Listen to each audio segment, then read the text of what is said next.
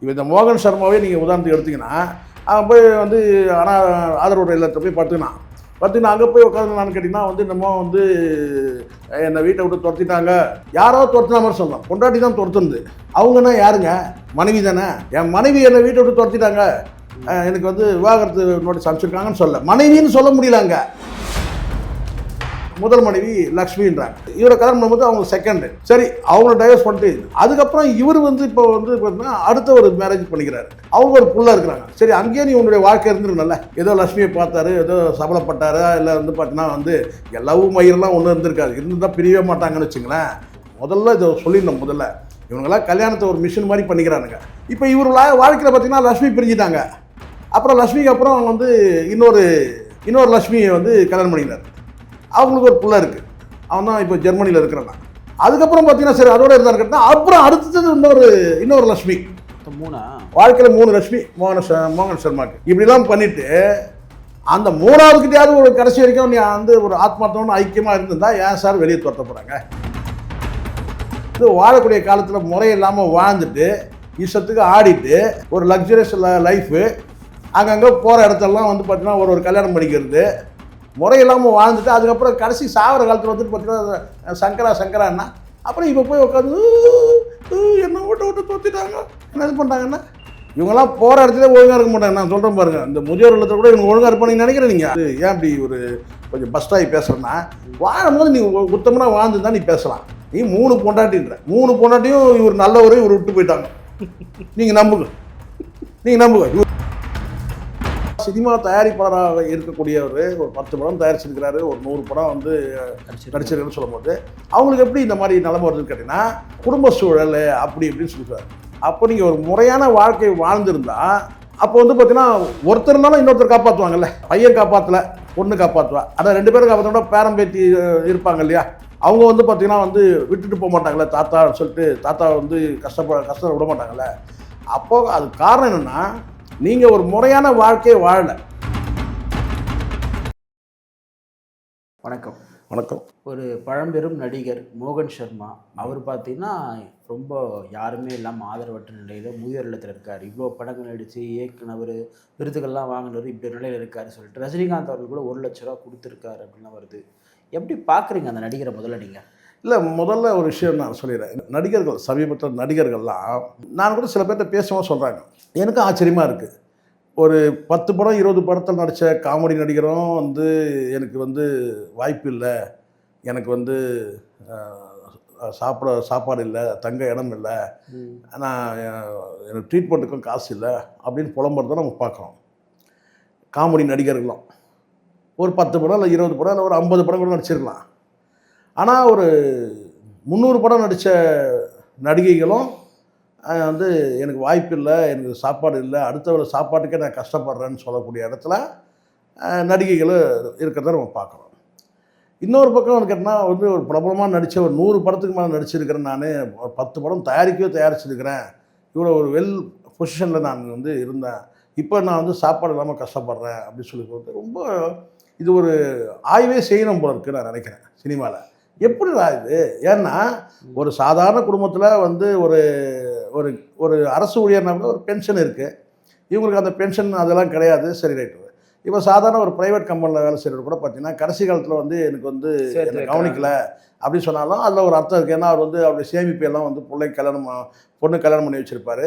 பிள்ளைய வந்து பார்த்திங்கன்னா ஏதாவது ஒரு காலேஜில் சேர்த்து நல்ல இடத்துக்கு செட்டில் பண்ணியிருப்பார். அப்போது அவங்க வந்து சொல்லலாம் என்னென்னு கேட்டால் வந்து என் பிள்ளை என்னை காப்பாற்றதை விட்டுட்டான், என்னை பராமரிக்காமல் விட்டுட்டான் அப்படின்னு கூட சொல்லலாம். இல்லை பிள்ளைங்கள்லாம் வெளிநாட்டில் இருக்காங்க, என்னை பார்க்க முடியல, மனைவி இந்த வரைக்கும் நாங்கள் ஒன்றா இருந்தால் இப்போ நான் என்னை பார்த்து பராமரிக்காலே நான் வந்து முதியோர் இல்லத்துக்கு வந்துட்டேன், ஆதரவு அப்படி சொல்லலாம். பட் இவங்கெல்லாம் வந்து என்னன்னா ஒரு சினிமாவில் வந்து பல லட்சங்களை, கோடிகள் இல்லைன்னா கூட லட்சங்களை சம்பாதிக்கிற இடத்துல தான் இருந்துருக்குறாங்க. இப்போ காமெடி நடிகர்கள் வேணால் சொல்லலாம், அவங்களுக்கு சொற்ப சம்பளம். சில பேர் கிட்ட சொன்னாங்க, சார் இவங்களுக்கெல்லாம் வந்து சொற்ப ஊதியம் தான் சார், அதனால் வந்து நம்ம வந்து சினிமான்ற ப்ராப்ளம்ன்ற அந்த தான் இருக்க தவிர சொற்ப ஊதியம் தான். இப்போ வடிவேலு கோடிக்கணக்கில் சம்பளம் வாங்குறாரு, கவுண்டமணி கோடிக்கணக்கில் சம்பளம் வாங்குறாருன்னா அவர் கூட நடிக்கிற அந்த நடிகர்களாகல அவங்களுக்கெல்லாம் பெரிய சம்பளம் கிடையாது சார் அப்படி கூட சொல்கிறாங்க. சார் ரைட், அது கூட நம்ம வந்து சொல்லலாம். ஆனால் ஒரு தயாரிப்பாளராக, சினிமா தயாரிப்பாளராக இருக்கக்கூடியவர் ஒரு 10 படம் தயாரிச்சிருக்கிறாரு, ஒரு 100 படம் வந்து நடிச்சிருக்காருன்னு சொல்லும் போது அவங்களுக்கு எப்படி இந்த மாதிரி நிலைமை வருதுன்னு கேட்டிங்கன்னா, குடும்ப சூழல் அப்படி இப்படின்னு சொல்லிடுவார். நான் எப்படி பார்க்குறேன்னா, ஒரு மனிதன் வந்து ஒரு முறையான ஒரு வாழ்க்கையை வாழ்ந்தால் குறைஞ்சபட்சம் பிள்ளைகள், அதுவும் இவங்கெல்லாம் 70 வயதை கடந்தவங்க. இப்போ 70 வயதை கடந்து போகும்போது எப்படி நீங்கள் பேரம்பேத்திகளுக்கே ஒரு 25 வயசு 30 வயசு பேரம்பேத்தியே உங்களுக்கு வந்துடுவாங்க. ஒரு மூணாவது ஜெனரேஷன் வந்து செகண்ட் ஜெனரேஷன், இப்போ உங்கள் ஜெனரேஷன் தாண்டி செகண்ட் ஜெனரேஷன் பிள்ளைகள், அதுக்கப்புறம் வந்து அடுத்த ஜெனரேஷன் பிள்ளைகள், அதுக்கும் அவங்களுக்கும் கூட பார்த்தீங்கன்னா கை குழந்தைங்க இருக்கிற அளவுக்கு தான் இருப்பாங்க. ஏன்னா 75 வயசுன்னு சொல்லும்போது அப்போ நீங்கள் ஒரு முறையான வாழ்க்கையை வாழ்ந்திருந்தா அப்போ வந்து பார்த்தீங்கன்னா ஒருத்தர் இருந்தாலும் இன்னொருத்தர் காப்பாற்றுவாங்கல்ல. இப்போ பையன் காப்பாற்றலை, பொண்ணு காப்பாற்றுவா, ஆனால் 2 பேரும் காப்பாற்றோட பேரம்பேத்தி இருப்பாங்க இல்லையா, அவங்க வந்து பார்த்தீங்கன்னா வந்து விட்டுட்டு போக மாட்டாங்களே தாத்தா சொல்லிட்டு, தாத்தா வந்து கஷ்டம் விட மாட்டாங்கல்ல. அப்போது அது காரணம் என்னென்னா, நீங்கள் ஒரு முறையான வாழ்க்கையை வாழலை. இதை நம்ம கவனத்தை எடுத்துக்காமல் நம்ம வந்து பார்த்தா உடனே அச்சுச்சோ உச்சி கொட்டுறதுக்கு நம்ம வந்துடுறோம். அது கிடையாது. இப்போ இந்த மோகன் சர்மாவே நீங்கள் உதாரணத்துக்கு எடுத்திங்கன்னா, அவன் போய் வந்து ஆனால் ஆதரவு இல்லத்தை போய் பார்த்திங்கன்னா அங்கே போய் உட்காந்துனான்னு கேட்டிங்கன்னா வந்து நம்ம வந்து என்னை வீட்டை விட்டு துரத்திட்டாங்க, யாரோ துரத்தின மாதிரி சொல்லணும், பொண்டாட்டி தான் துரத்துனது. ஆனால் வந்து என்ன சொல்லணும், என் மனைவியை வீட்டை விட்டு துரத்திட்டாங்கன்னு சொல்கிறது கூட அவனால் முடியல. பார்த்துங்க, கவனிங்க, நீங்கள் கவனிச்சிங்களா வார்த்தையா? என்ன அவங்க வீட்டை விட்டு துரத்திட்டாங்க, அவங்கன்னா யாருங்க? மனைவி தானே. என் மனைவி என்னை வீட்டை விட்டு துரத்திட்டாங்க, எனக்கு வந்து விவாகரத்து நோட்டீஸ் அனுப்பிச்சிருக்காங்கன்னு சொல்ல, மனைவின்னு சொல்ல முடியலங்க. அவங்க என்னை வீட்டை விட்டு துரத்திட்டாங்க, டைவர்ஸ் நோட்டீஸ் அனுப்பியிருக்கிறாங்க அப்படின்னு சொன்னால் காரணம் என்னன்னா, இவங்க வந்து ஒரு முறையற்ற வாழ்க்கையை வாழறாங்க, ஒரு லக்ஸரியஸ் லைஃப்பும் வாழறாங்க.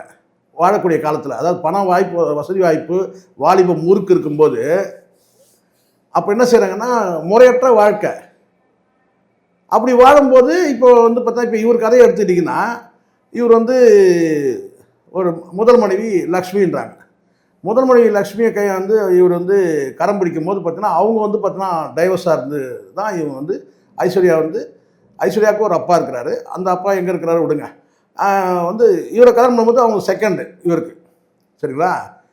சரி, அவங்கள டைவர்ஸ் பண்ணிட்டு அதுக்கப்புறம் இவர் வந்து இப்போ வந்து பார்த்தீங்கன்னா அடுத்த ஒரு மேரேஜ் பண்ணிக்கிறாரு. அவங்க பேரெல்லாம் சொல்லி நம்ம கொச்சப்பட்டோம். அடுத்த ஒரு மேரேஜ் பண்ணிக்கிறாங்க, அவங்க ஒரு புள்ள இருக்கிறாங்க. சரி, அங்கேயே நீ உன்னுடைய வாழ்க்கை இருந்துருக்குல்ல, ஒரு முறை ஸ்லிப் ஆகும்பா, எல்லாருக்கும் தவறுறது தான். ஏதோ லக்ஷ்மியை பார்த்தாரு, ஏதோ சபலப்பட்டாரா, இல்லை வந்து பார்த்தீங்கன்னா வந்து இங்கே லவ் மயிரெலாம் ஒன்றும் இருந்திருக்காது, இருந்தால் பிரியவே மாட்டாங்கன்னு வச்சுங்களேன். இங்கே இந்த முதல்ல இதை சொல்லிடணும், முதல்ல இவங்கெல்லாம் கல்யாணத்தை ஒரு மிஷின் மாதிரி பண்ணிக்கிறானுங்க. இது ஏதோ ஒரு பொருள் மாதிரி இவங்களுக்கு, அந்த பொருளத்துக்கு இங்கே வை, இந்த பொருளத்துக்கு அங்கே வைன்ற மாதிரி. ஒரு ஆத்மார்த்தமான வந்து ஒரு லவ் இருந்துச்சுன்னா பிரியவே மாட்டாங்க அந்த கணவன் மனைவி, மரணத்தை தான் பிரிவாங்க. இது என் நம்பிக்கை, மூட நம்பிக்கை கூட நீங்கள் எடுத்துங்க, அப்படிதான் நீங்கள் சொல்லுவீங்க, இப்போ வழக்கமாக அப்படி தான் சொல்லி நினைக்கிறீங்க, ஒரு பைத்தியக்காரன்னு சொல்லிட்டு அப்படிதான். ஆனால் நான் சொல்கிறேன், ஆத்மார்த்தமான லவ் இருந்துச்சுன்னா கணவன் மனைவி பிரிய மாட்டாங்க. ஆனால் ஒருத்தர் பிரிஞ்சாலும் இன்னொருத்தர் வந்து பார்த்தீங்கன்னா அடுத்த கமிட்மெண்ட்டுக்கு போக மாட்டாங்க. நல்லா புரிஞ்சுங்க நான் சொல்கிறது. ஒருத்தரே வந்து கருத்து பிரிஞ்சா கூட அவங்க அடுத்த லைஃபுக்கு போக மாட்டாங்க. இப்போ இவர் வாழ்க்கையில் பார்த்தீங்கன்னா லக்ஷ்மி பிரிஞ்சிட்டாங்க, அப்புறம் லக்ஷ்மிக்கு அப்புறம் அவங்க வந்து இன்னொரு லக்ஷ்மியை வந்து கல்யாணம் பண்ணிக்கிறார். அவங்களுக்கு ஒரு புள்ள இருக்குது, அவன் தான் இப்போ ஜெர்மனியில் இருக்கிறான். அதுக்கப்புறம் பார்த்தீங்கன்னா சரி அதோட இருந்தாரு கேட்டால், அப்புறம் அடுத்தது இன்னொரு லக்ஷ்மி, மொத்தம் 3 வாழ்க்கையில் 3 லக்ஷ்மி மோகன் சர்மாக்கு. இப்படிலாம் பண்ணிட்டு அந்த 3வதுக்கிட்டையாவது ஒரு கடைசி வரைக்கும் நீ வந்து ஒரு ஆத்மார்த்தமான ஐக்கியமாக இருந்திருந்தா ஏன் சார் வெளியே துரத்த போகிறாங்க? விரும்பி தானே பண்ணிக்கிறாங்க. அங்கே 3வதுக்கிட்டையும் ஏதோ லீலைகள், ஏதோ பிரச்சனை. அங்கே முதல்ல இந்த யாருமே வந்து பார்த்தா தன் தப்பை உணரவே மாட்டாங்க, ஒத்துக்கவே மாட்டாங்க. சரிப்பா, ஒன்று தான் வந்து லக்ஷ்மி தான் வந்து வேலைக்கு போயிட்டாங்க, அடுத்தது கல்யாணம் பண்ணிக்கல, அத்தனை வாரிசு வேறு இருக்குது, அப்படியே போயிருக்கலாம்ல, அப்படியே வாழ்க்கையை விட்டுனேன்.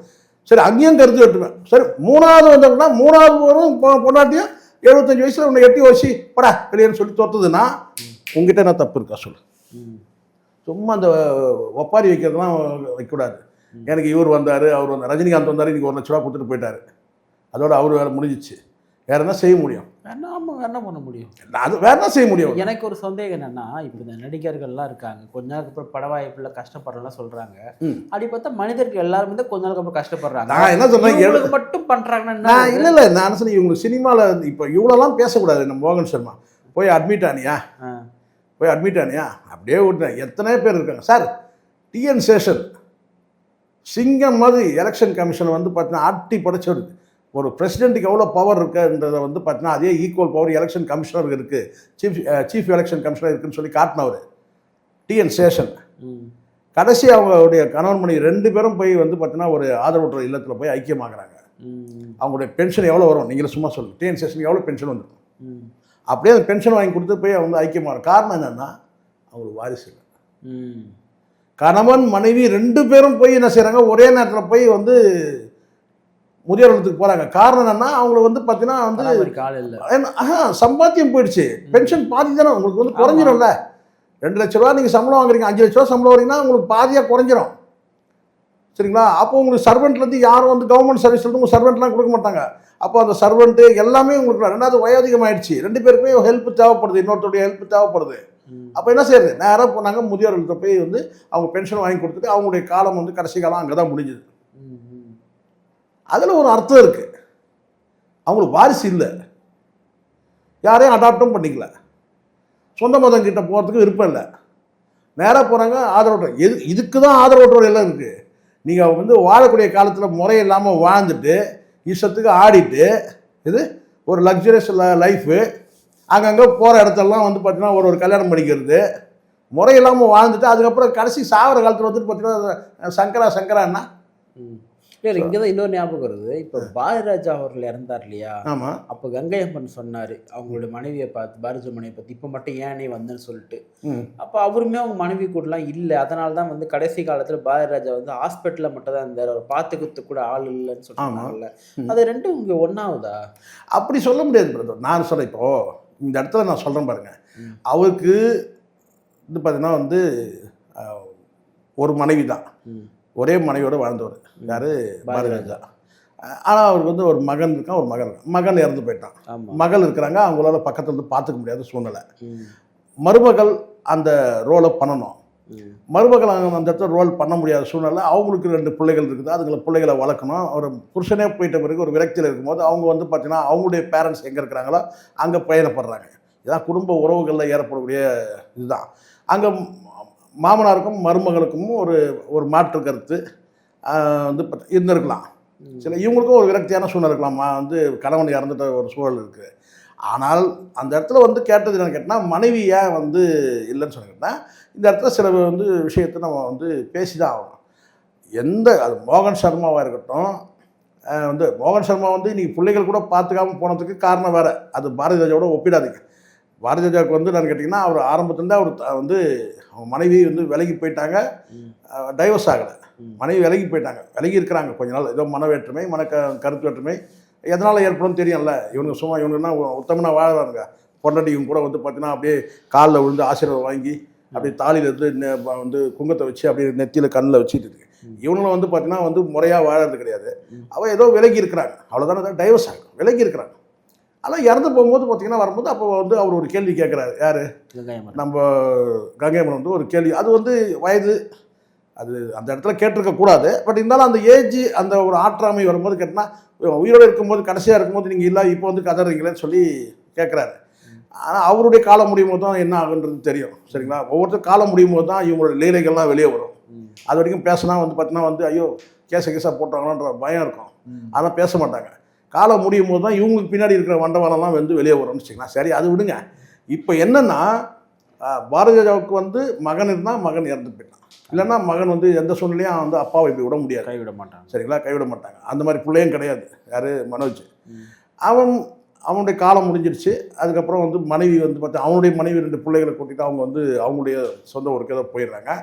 இவர் வந்து இங்கே வந்து பார்த்தீங்கன்னா மகள் இருந்தாலும் மகள் ஊரில் இருக்கு, இங்கே இல்லை, நாடு விட்டு நாடு இருக்கும்போது அவங்க வந்து பார்த்துக்க முடியாது. அந்த மாதிரி ஒரு சூழ்நிலை அவர் தனியாக இருக்கு. அண்ணன் தம்பிலாம் வந்து இப்போ வந்து இறந்துட்ட பிறகு வந்து பேசலாம்.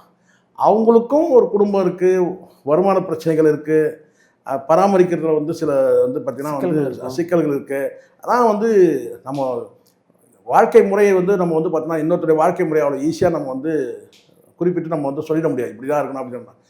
ஆனால் இப்போ போயிட்டு நீங்கள் போய் உட்காந்து ஒரு நேர்காணல் கொடுக்கும்போது அப்போ ஒரு கேள்வி நம்ம எழுப்பக்கூடிய சூழ்நிலை வருது இல்லை. இப்போ மோகன் சர்மா மாதிரி வந்து அவர் எதுவும் சொல்லவே இல்லையா? பாரதிராஜா எப்பயாவது ஒரு வார்த்தை சொல்லியிருப்பாரா, என்னை வந்து யாரும் பராமரிக்கல, யாரும் கவனிக்கல? சொன்னது கிடையாது. அப்படி இருக்கும்போது பார்த்தீங்கன்னா நீ போய் வந்து வாழக்கூடிய வந்து காலத்தில் ஒழுங்காக வாழாமல் முறை இல்லாமல் வாழ்ந்துட்டு அப்புறம் இப்போ போய் உட்காந்து என்ன விட்டு தோத்திட்டாங்க என்ன இது பண்ணுறாங்கன்னா இவங்கெல்லாம் போகிற இடத்துல ஒழுங்காக இருக்க மாட்டாங்க. நான் சொல்கிறேன் பாருங்க, இந்த முதியோர் இல்லத்தில் கூட இவங்க ஒழுங்காக இருப்பானு நினைக்கிறேன். நீங்கள் உங்களுக்கு தெரியாது, அங்கே போயிட்டு 3-4 பேட்டி கொடுத்துறாரு. நான் வேறு வழி இல்லாமல் சொல்கிறேன். என் மகள் வந்து 3வது மகள் வந்து எம்எஸ்சி சைக்காலஜிஸ்ட்டு. அவர் ப்ராஜெக்ட் ப்ராஜெக்ட் பண்ணும்போது ஒரு முதியோர் இல்லத்தில் போய் ஆதரவற்ற இல்லத்தில் போய் அந்த ப்ராஜெக்டை வந்து செய்யும் போது கூட நான் துணைக்கு போனேன். இது எப்படியோ கடைசி காலம் நமக்கு இங்கே தான் அப்படின்ற ஒரு போய் தெரிஞ்சுக்கலாம், எது போய் தெரிஞ்சுக்கலாம் அப்படின்னு சொல்லிட்டு தான் நான் வந்து போனேன். நமக்கு ஒரு காலத்தில் இப்படி ஒரு காலம் வந்து பிறந்தாலும் வரலாம் அப்படின்னு சொல்லிட்டு. ஏன்னா இங்கே பொண்டாட்டின்னு வந்து நல்ல மனுஷன் இப்போ சொல்லிடுறோம் தவிர்க்க முடியாமல், நல்ல ஒரு மனுஷன் வந்து பார்த்தீங்கன்னா ஒரு நல்ல பொண்டாட்டியோட வாழக்கூடிய மனுஷன், அதுவும் நல்ல மனுஷன் பொண்டாட்டிக்கு முன்னாடி செத்துடணும், பொண்டாட்டி சாகிறதுக்கு முன்னாடி செத்துடணும். ஆனால் பொண்டாட்டி செத்த பிறகு ஒருத்தருக்கு வாழ்க்கை இருக்குதுன்னா கண்டிப்பாக காரி மூஞ்சி கடத்தெருவாகி எது சிக்கி சின்னாபினமாகி சிதிலமாகி அனுபவிக்க முடியாதெல்லாம் கஷ்டத்தெல்லாம் அனுபவிச்சு சாவோம். அது கிட்டத்தட்ட நரகத்தை இங்கேயே பார்த்துடலாம். நல்ல பொண்டாட்டியோட வாழக்கூடியவன் என்ன செய்யணும், மரியாதையாக என்ன செய்யணும், பொண்டாட்டி சாவறதுக்கு முன்னாடி செத்துடணும். ஆனாலும் எதுக்காக சொன்னால் அந்த மாதிரி நான் போகும்போது மகளோட வந்து இந்த ஆதரவு ட்ரெயினில் போகும்போது அப்போ தான் தெரிஞ்சுன்னா அங்கே இவ்வளோ அரசியல் இருக்காது, ஏகப்பட்ட அரசியல் இருக்காங்க. இந்த ஆதரவற்றோர் இல்லத்தில் பார்த்தீங்கன்னா எல்லாம் வயதான நபர்கள் இருக்கிறாங்கல்ல, அவங்களுக்குள்ள பாலிடிக்ஸ் எல்லாம் இருக்கு. அவன் யார் தெரியுமா, அவன் இந்த கதை தெரியுமா, இவன் கதை இப்படி ஓடுதாங்க. ஒரு நல்ல ஒரு பொசிஷனில் இருந்தவங்க கூட, ஒரு அதிகாரி, அதாவது என்ன ஒரு அதிகாரத்தில் இருந்தவங்க கூட அங்கே வந்தாங்கன்னா வந்து பார்த்தீங்கன்னா அட்ஜஸ்ட் பண்ணி தான் வாழ்ந்தாகணும். ஏன்னா அது வந்து எல்லாருக்கும் பொதுவான இடமாயிடுச்சு, தனிப்பட்ட வீடு கிடையாது. ஆனால் அந்த அதிகாரத்தை வந்து அவங்க செலுத்துவாங்க அவங்க. ஏன்னா அவங்க அது வந்து விலகலை இன்னும் மனதளவில். நான் யார் தெரியும்ல, டாமினேட் மைண்டு, நான் யார் தெரியும்ல, நீ என்ன வந்த, நான் வந்து கிளாஸ் 4 இருந்தேன் சார், கவர்மெண்ட்டில் வந்து ஒரு இடத்துல இருந்தேன். எவ்வளோ பென்ஷன் வருது, ஒரு 10,000 வருது, அதை ஹோமுக்கு கொடுத்துட்றேங்க வந்துருந்தேன். நான் யார் தெரியும்ல, நான் என்ன வந்துடும் செக்ரட்டரியாக இருந்தேன், என் பென்ஷனு 60,000 அப்படியே கொடுத்துட்றேன் ஹோமுக்கு. அப்போ அந்த இடத்துல அந்த டாமினேஷன் அவருக்கு வசதியாக தான் செய்யணும். அவர் வந்து பார்த்தீங்கன்னா வந்து டெய்லி மட்டன் சிக்கன் எல்லாம் வேணும், ஆனால் அவங்க தரமாட்டாங்க, ஹோமில் தரமாட்டாங்க. ஏன் தரமாட்டாங்கன்னு கேளுங்க இந்த இடத்துல. ஏன் தரமாட்டாங்க? ஏன்னா ஹோம் நடத்தணும் தெரியும், இவங்களுக்கு வயசாகிடுச்சு, அஜீரண பிரச்சனை வரும். அஜீரண பிரச்சனை வந்து பார்த்தீங்கன்னா ஹாஸ்பிட்டலுக்கு கூப்பிட்டு போக வேண்டிய சூழ்நிலை வரும். ஸோ இவ்வளோ சிக்கல்லாம் இருக்குது.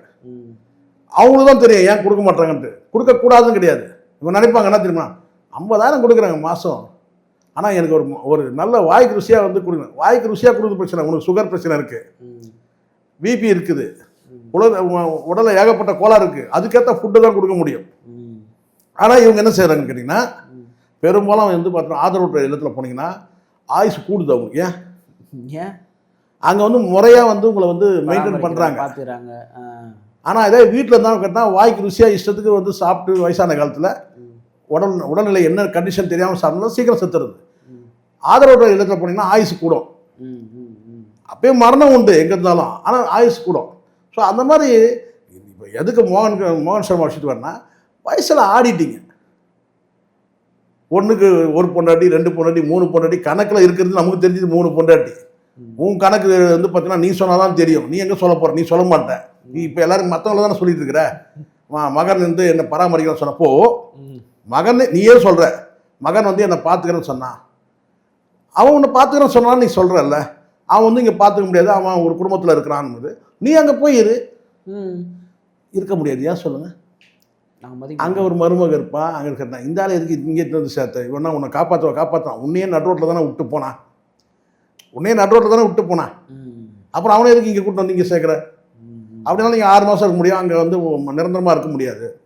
இப்போ புரியுதுங்களா, வாழும்போது முறையாக வாழணும், வாழ்க்கை ஒரு முறை தான், அந்த ஒரு முறை வாழும்போது பார்த்தீங்கன்னா ஒழுக்கத்தை வந்து பின்பற்றணும், ஒருத்தியோட வாழணுன்ற அந்த எண்ணம் இருக்கணும். அங்கே வந்து பார்த்தீங்கன்னா நீங்கள் வந்து அன்பு நீங்கள் வந்து உங்களுக்கு கொடுக்குறாங்களாம் எதிர்பார்க்கக்கூடாது, நீங்கள் வந்து அவங்க எதிர்பார்க்கக்கூடாது, நீங்கள் அவங்க அன்பு காட்டுவாங்களாம் எதிர்பார்க்காதீங்க, நீங்கள் அன்பை கொட்டுங்க, அப்போ திருப்பி வரும், ரிவர்ஸ் ஆகும். நீங்கள் கொடுக்குற அன்பு வந்து ரிவர்ஸ் ஆகும், அங்கேருந்து வரும். ஆனால் நீங்கள் வந்து பார்த்தீங்கன்னா ஒரு மிஷின் மாதிரி வாழறீங்க. பொண்டாட்டியை பெரும்பாலும் மிஷின் மாதிரி யூஸ் பண்ணுறானுங்கப்பா. அப்புறம் இந்த மாதிரி முதியோர் இல்லத்துல தான் வந்து மாட்டின்னு அவஸ்தை பண்ணோம். நான் பார்த்த வரைக்கும் சொல்கிறேன். மோகன் சர்மா வந்து புலம்புறதெல்லாம் அர்த்தமே கிடையாது. இப்போ வரைக்கும் ஒரு ஆதரவற்ற இல்லத்தில் போய் இருக்கிறீங்களா, அங்கே இந்த டிஸ்டர்ப்லாம் பண்ணக்கூடாது. இந்த மீடியாக்காரங்களாம் அங்கே வர வச்சுக்கிட்டு உங்கள் சாதனையெல்லாம் சொல்ல இருக்கக்கூடாது. முதியோர் இல்லத்தை போய் படுத்தியா, ஏதோ உதவின்னு கேட்டியா, உதவி கொடுத்தாங்களா மருந்து மாத்திரைக்கு, அவ்வளோதான் முடிஞ்சு போச்சு. வயசு 72 வயசு ஆயிடுச்சுல்ல, இனி நாட்களை எண்ண வேண்டியது தான், அவ்வளோதான். அது ரஜினிகாந்த் 1 லட்ச ரூபா கொடுத்துட்டாங்கன்னா இன்னும் ஒரு 20 வருஷம் வாழ்ந்துருடி. நான் கேட்குறேன், தப்புன்னு சொல்ல. ரஜினிகாந்தில் சார் யாருன்னு இருக்கிறேன், விஜயோட நான் ஒரு படத்தில் நடித்தேன். விஜய் சார்கிட்ட நான் கேட்டிருக்கேன், சார் விஜய் சார் வந்து ஒரு 10 லட்ச ரூபா கொடுக்குறாரு, இன்னும் ஒரு 20 வருஷம் வாழ்ந்துருங்களா நீங்கள்? அது எப்படி முடியும்? அப்போ அதனால் தேவையில்லாமல் வந்து இந்த அங்கே இந்த முதியோர் இல்லத்துக்கு டிஸ்டர்ப் ஆகிடக்கூடாது இல்லை, மீடியா அட்டென்ஷன். அந்த அந்த மீடியா அத்தனையும் போய் அங்கே போய் நிற்க வச்சுருந்துச்சு. தினம் போயிருப்பானு சார் இவனுங்க, தெரியாது. என்னையே நேற்றுலேருந்து கேட்டுக்கிறேன், சார் மோகன் சர்மா அதனால தான் இப்போ நான் வந்து பார்த்தீங்கன்னா நான் வந்து ஏன் இப்படி ஒரு கொஞ்சம் பஸ்டாகி பேசுகிறேன்னா, வாழும்போது நீ உத்தமனாக வாழ்ந்துருந்தா நீ பேசலாம். நீ 3 பொண்டாட்டின்ற 3 பொண்டாட்டியும் இவர் நல்லவரே இவர் விட்டு போயிட்டாங்க. நீங்கள் நம்புங்க, இவர் 3 பேருக்கும் அப்படியே ரொம்ப நல்லவராக நம்பினார். லக்ஷ்மி வந்து விட்டு போயிட்டாங்க. நம்ம லக்ஷ்மி கதையை நம்ம தனியாக பேசணும்னு வச்சுங்களேன், அதெல்லாம் எனக்கு பயங்கர காமெடி வரணும். ஒரு விஷயத்த சொல்லிட்டா தயவு செஞ்சு அதை முடிக்கும்போது சொல்கிறேன், எனக்கு அந்த அம்மா மேலே ஒரு மரியாதை உண்டு. நல்ல நடிகை, நான் உள்ளபடியே நான் சொல்கிறேன், ஒரு திறமையான நடிகை, அதெல்லாம் குறையே கிடையாது. வாழறதுக்கு ஒரே ஒரு தடவை வாழறீங்க. அப்பப்போ 10 வருஷத்துக்கு ஒரு முறை பிறக்க போகிறீங்க நீங்கள், கிடையாதுல்ல. ஒரு முறை பிறக்கிறீங்க, ஒரு முறை இருக்கணும். ஆத்மார்த்தமாக வந்து வாழ்ந்துட்டு போங்கன்னு சொல்கிறேன். இதில் வந்து அவங்க விட்டுட்டு போகிறாங்கன்னு சொன்னால் அதை போட்டோம், அவங்க விட்டுட்டு போட்டோம். அப்போ உங்களுக்கான வாழ்க்கையை நீங்கள் வாழ ஆரம்பிங்க. அன்னிலேருந்து இன்னொருத்த கூட போய் வாழ்ந்தேன், அவங்க என்னை வந்து நம்பலை, என்னை வந்து வெறுத்துட்டு என்னை விட்டுட்டு விலகி போகிறாங்க. ஏதோ ஒரு காரணத்துக்காக விலகி போகிறாங்க, அல்லது அவங்களுக்கு ஏதோ ஒரு பிடிச்ச வாழ்க்கை இருக்குதுன்றதுக்காக விட்டுட்டு போகிறாங்கன்னு வச்சுங்களேன். அப்போ நீங்கள் என்ன செய்யணும்னு கேட்டிங்கன்னா, உங்களுக்கான வாழ்க்கையை நீங்கள் வாழ ஆரம்பிங்க. அதை செய்யுங்க. அது நீங்கள் ஆதரவு இடத்தை இப்போ நான் கேட்குறேன், இப்போ மோகன் சர்மா வாழ்றது வந்து இப்போ அவருக்கான வாழ்க்கையாக வாழ்ந்துட்டு இருக்கிறாரு. இதைத்தான் அவர் வந்து என்ன செஞ்சுருக்கணும், சம்பாதிக்கிற காலத்துலேயே ஒரு ஃபிக்ஸடாக வந்து பார்த்தீங்கன்னா நம்ம வந்து கடைசி காலத்தில் நம்ம வாழ்க்கை எப்படி இருக்குது வந்து அப்படி இப்படி விட்டு போயிடுவாங்க. நம்மளும் விட்டுட்டு தான் வந்து நிற்கிறோம். நடுவில் ஒரு கல்யாணத்தை வந்து விட்டு அவங்க போனாங்க, இன்னொரு கல்யாணத்தை விட்டுட்டு நம்ம வந்துட்டோம். அடுத்தது 3ஆவதும் நிரந்தரமாக இருக்குன்னு சொல்ல முடியாது. அப்போ நமக்கான சேமிப்பு நம்ம சேர்த்துட்டிங்கன்னா ஒன்றும் பிரச்சனையே கிடையாது. ஒரு சேம்பர், சினிமா சேம்பரில் கூட இருந்தாராம் அவர், ஒரு பிரசிடெண்ட்டாக ஏதோ ஒரு போஸ்டிங்கில் இருந்தாராம். 5 லட்ச ரூபா வந்து இது மாதிரி நொடிஞ்சு போனவங்களுக்கு ஒரு 5 லட்ச ரூபா கொடுக்கணுன்ற மாதிரி ஏதோ ஒரு ஆர்டர் பாஸ் பண்ணாராம், தீர்மானம் போட்டாராம் அவர் அந்த சேம்பரில் ஏதோ பிரசிடெண்ட்டாக போஸ்ட். அப்போது இப்போ என்ன செய்யறாங்கன்னா, இறந்து போனால் தான் அது கொடுக்கணுன்ற மாதிரி ஒரு ரூல் கொண்டு வந்திருக்கிறாங்க. காரணம் கேட்டால் அது நிகழ்காலத்தில் நிறையா அதில் கோல்மால் நடந்திருக்கும். உயிரோடு இருக்கும்போது கொடுக்கறத விட இறந்து போனால் கொடுக்கணும்னா இறந்து போன குடும்பங்களுக்கு கொடுக்கறது. ரிட்டையர்மெண்ட் பெனிஃபிட் வேறு, டெத் பெனிஃபிட் வேறு. ரிட்டையர்மெண்ட் பெனிஃபிட்னு ஒன்று வந்து கொடுக்கறது ஒன்று இருக்குது. அவங்க ரிட்டையர்மெண்ட் பெனிஃபிட்டை டெத் பெனிஃபிட்னு கொடுக்குறாங்க. அப்போது டெத் ஆகிட்ட பிறகு வந்து அது கொடுக்கும்போது அப்போ இவர் என்ன சொல்கிறாருன்னா, இறந்த பிறகு கொடுக்குறதுக்கு இப்போ அதை அப்படியே இவர் அவைல் பண்ணியிருக்கிறாரு. அது உடனே சொல்கிறாங்க, இல்லை இறந்து தான் கொடுக்க முடியும்னு சொல்லியிருக்கிறாங்க. அதுக்கு வந்து இவர் வந்து ஒரு மாற்று கருத்து வைக்கிறார். அது நிர்வாகம் சம்மந்தப்பட்ட விஷயம்னு வச்சுங்களேன். முதல்ல அந்த சூழல் எதுக்கு, சம்பாதிக்கிற காலத்திலே நீங்கள் ஒரு டெபாசிட், ஃபிக்ஸட் டெபாசிட் பண்ணலாம். 2 டெபாசிட் பண்ணலாம் பிரதாப், அது சொல்லி முடிக்கிற பாருங்க. 2 டெபாசிட்னா நான் கேட்டேன்னா, முறையான ஒரு வாழ்க்கை வாழ்ந்து ஒரே மனைவியை வந்து கல்யாணம் பண்ணி 2 பிள்ளைகளை பெற்று அந்த பிள்ளைகளுக்கு வந்து பார்த்திங்கன்னா வந்து எஜுகேஷன்லேயும் வந்து ஃபேமிலி சைட்லேயும் நீங்கள் ஒரு டெபாசிட் நீங்கள் பண்ணிங்கன்னா, ஏதோ ஒரு காலகட்டத்தில் வந்து நான் கேட்டிங்கன்னா அவங்க வந்து எங்கேயோ வந்து சில பேர் விட்டுட்டு போகிறாங்க, நான் இல்லைன்னு சொல்லலை. ஆனாலும் வந்து குடும்ப வாழ்க்கை முறைன்னு ஒன்று இருக்கும். வந்து பார்த்தீங்கன்னா உங்களை வந்து கடைசி நேரத்தில் நீங்கள் யார்கிட்ட போய் பிச்சை எடுக்க வேண்டிய சூழ்நிலை வராது.